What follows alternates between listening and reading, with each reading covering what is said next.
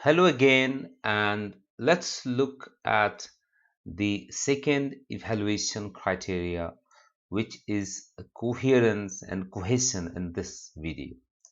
So let's try to see it.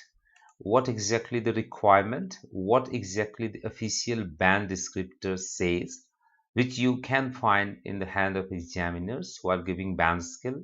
So they're saying logically organize information and ideas, clear progression throughout, use a range of cohesive devices appropriately, although there might be some under and overuse.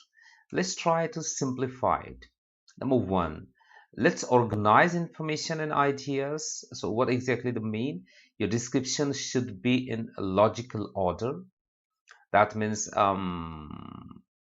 there should be an introduction, then there should be, or there can be actually, there can be an overview. It can be used in the end also. I prefer to use it in the end, and I have done the same way here. The reason I think that there are some questions where you don't find a specific trend. So there's for example, map. So it's not easy to use overview just writing after introduction. So, and then the body paragraphs, mostly there are two, sometimes it can be three, but then it will be, and then overview, right?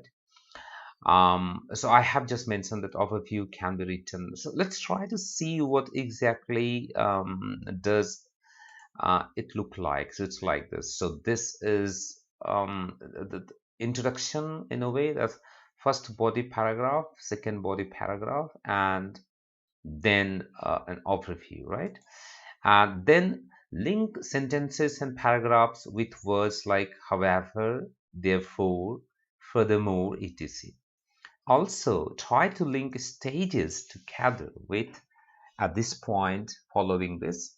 I mean, this linkers, referencing words that can ensure the logical and smooth flow of your writing, that is known as progression, and the cohesive devices.